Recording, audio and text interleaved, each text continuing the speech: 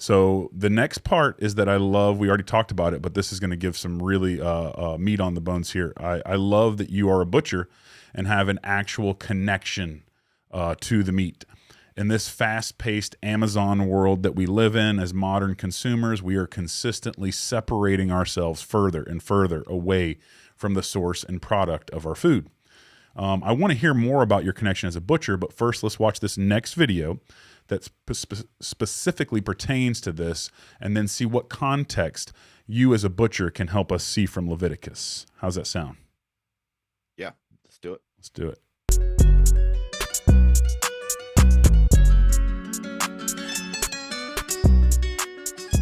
You're a butcher. Yeah, I'm a qualified butcher. Want to know something else exciting? In Leviticus chapter 3, when describing the peace offering, it describes how God gets the kidneys, the liver, and all the fat. The fat here has been taken out at the abattoir, but normally there's 2 layers of fat. In some Bibles, that's what they call suet, and it forms a protective coating around the kidneys. This is just a saddle of lamb. So this is the very center. Then if we look inside, so right here in the very center where the 2 kidneys would be, that's them there. These kidneys would be protected by a thick layer of that fat, that suet. There's a book called Leviticus as Literature by Mary Douglas, and she suggests that the anatomy of a lamb can be seen as analogous to the 3 parts of the tabernacle. So in the tabernacle, you had the outer court, which was the biggest section, and it was enclosed by a fence. Then inside that, the holy place, and only priests could go there. Then inside that, in the very center, was the most holy place. An entry to that was protected by a curtain, because no one could go inside except the high priest once a year. This is just a saddle of lamb. Then right in the middle is what Mary Douglas calls the protected zone. The kidneys are in the very center, protected by this covering of pure white fat. This part is reserved for God alone. No one was allowed to eat any of this fat or suet.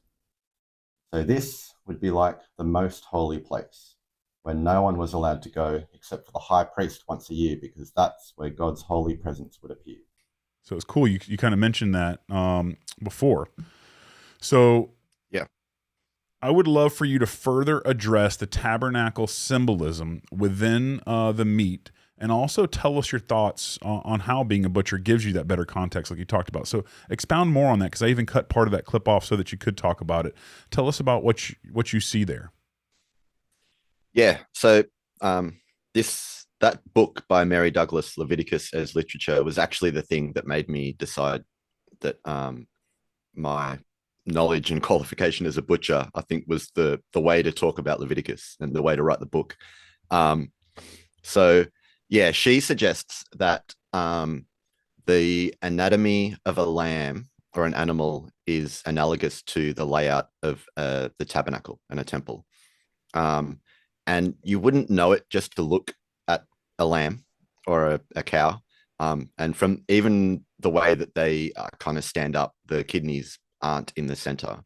But if you've ever worked on an animal or a body of lamb or beef on the bench or on the butcher's block, like I have, it's quite obvious that the kidneys are in the center. So as I had in the clip there, I had a saddle of lamb.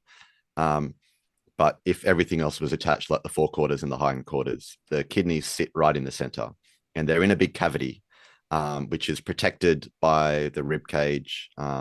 And so that, according to Mary Douglas, that is like the holy place. So you've got the flesh of the animal that's available. So I don't know what to talk about. There's so many corresponding bits. Yeah. So the flesh of the animal, which is like around the outside, corresponds to the outer court. And then the flesh was able to be eaten by the people. And the people were able to go into the outer court. But the bit in the middle, which was the kidneys and the fat, only God can eat. And so she says that corresponds to the most holy place, where only God was allowed to go, or the high priest once a year. But more than that, the kidneys are protected by this thick layer of fat, and that's actually, the fat is designed to protect the important internal organs. And that went on God's altar, and no one was allowed to eat the fat. It says in Leviticus that all fat is mine, says Yahweh. So he got the kidneys and the fat and the liver placed on his altar, and no one else was allowed to eat it. And I think there's a couple of reasons why it's important. One is because maybe it corresponds to the most holy place in the center, but also in ancient thought, not just Hebrew thought, but other ancient Near Eastern cultures as well. The internal organs represented your emotions. So you didn't say, I've got a broken heart, or I love you with all my heart. You would talk about, I feel deep emotions in my kidneys, or my kidneys feel like they're in pain because my best friend has died or something. Or so the liver, and this is another thing as a butcher, if you've ever handled or sliced up a liver, it's surprisingly heavy. Like, it's very dense and very heavy. And ancient people knew this. And so the liver corresponds to the weightiest and deepest emotions. And actually the word liver, kaved, in Hebrew is spelt the same as the word for glory, which is kavod, which means heavy or weighty or like substantive, substance, which is so cool.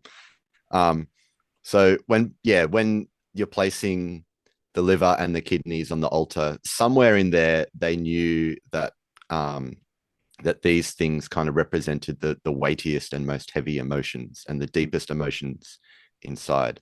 So somehow maybe it's not supposed to be like an obvious connection, but at least when we talk about hearts, we have a connection of, what it means to love someone with all your heart or something. But I think there is some kind of connection to, they knew that the unblemished offering that they were giving was in some way supposed to be an image of their sharing their emotions and their deepest feelings with the God on the altar.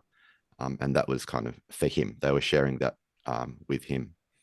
I love that. And I love how even in that clip with the lamb, how you showed like the outer courts and the outer bits and all that, anybody could have that part. That was like, for anyone, just like the outer courts. And then as you go in and more in, it becomes more drawn into just like if you're going to the Yahweh, to which part goes to who. And it's such a cool correlation. And I think that context of a butcher and you having that out, like if I would have read that, I would have been like, what are they talking about? But with that, visualization, it makes such sense. And actually, I'm so glad you brought it up, because we're going to talk about it, because I think it's important. You brought up the organs, so let's move on to another clip that, shall I say, is vital to understanding the ancient view of organs, and then we'll discuss. It's Phil the butcher. What have you got there? Steak and kidney pie. That seems appropriate. Well, last time you showed me actual kidneys inside an actual lamb, and they were actually in the very center along with the liver. Yup, but when an ancient Israelite looked inside their sacrifice, they didn't see a blood cleanser or fluid filters. What do kidneys mean in the Bible? Okay, what does this mean? It means love. I love you. I love you too. But it's a heart, yeah? Yeah. But we don't think blood pump. We see a heart and we think love. So, when an ancient Israelite saw kidneys, what did they think? The kidneys were seen as the center of emotion. Kidneys is how people in the Bible talked about their deepest inner emotions. So, when Leviticus 3 verse 11 says the liver, the fat, and the kidneys were given to God as food, were emotions being placed on God's altar? I'm not sure how far we should stretch the analogy, but in Hebrew thought, the association was at least there. Kidneys were associated with deep inner emotion. Like that 90s worship song? Wait, we haven't even talked about livers yet. What do livers represent? Wait. We'll dissect livers next time. Hey Phil, what's this? I don't know, what? Emotional damage! Man, because you started to describe that clip, I was like, oh, should I skip it? And I'm like, nope, just because of that emotional damage part. It's that good. That's so funny, man. I think you did such a good, even when you said, when he's talking about the kidneys, you're like, he's asking you, and you're like, wait. That you put the words wait, WEIGHT. I love that kind of stuff, man. So great job.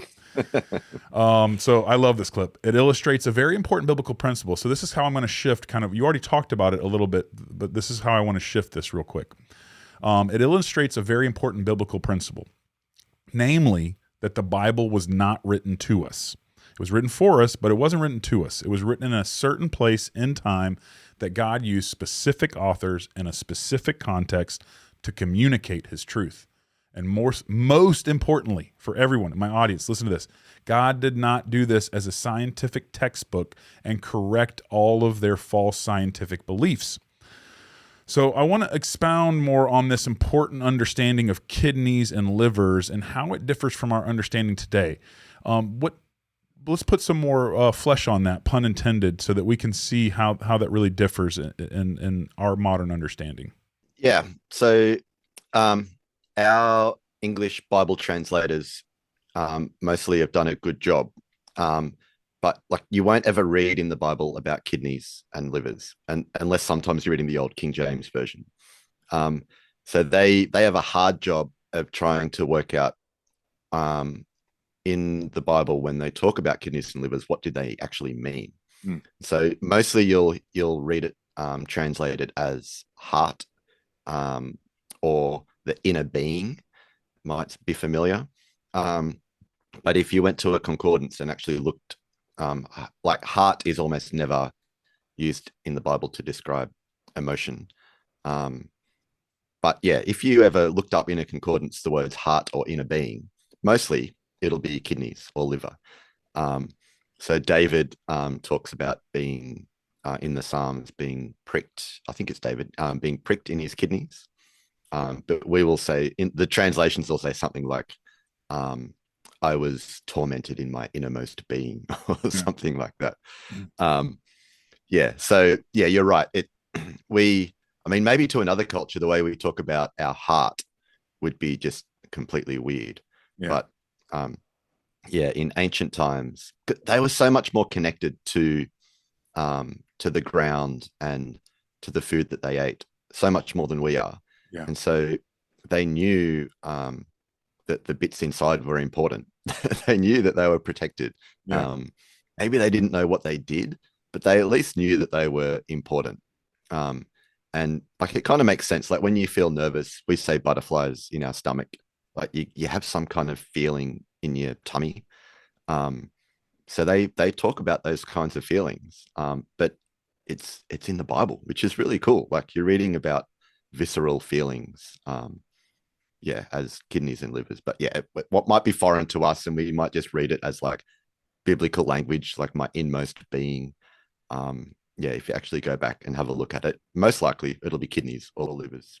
Yeah, that's so interesting. And I love the way that you just spun that, because it's so important. Like we should not have chronological snobbery where we look back on them and be like, oh, stupid ancients, you thought that you had your innermost feelings in your liver. Like you're saying, they actually had a more connection to the lay of the land and to the meat and to the sacrifices and to everything. Like I said at the beginning, in our Amazon culture, we're just separated from everything. Meat shows up at my doorstep. You know what I mean? It's like, where did it come from? And they had such a more intimate connection with that. But I think the point that I was trying to drive home is that to understand, like even the word brain, correct me if I'm wrong on this, I don't even think the word brain is mentioned in the Old Testament.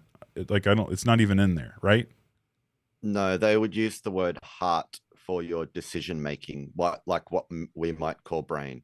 They would talk about as the heart. It's the place where you make decisions. Yeah. So I think that's important to understand when we realize that when God communicated through this specific time and place and people, that he didn't, upgrade their language so that we don't need to import our modern language back into it. I think it's good with what translators do. Like you said, it's a tough job, but it's also just important to keep that in mind as you're going through, because when people try to take everything at a literal sense to say, oh, no, then we must actually think in our kidneys or whatever, or feel in our liver. Like that's not what the text is trying to say to us. And that can carry through to so many different caveats.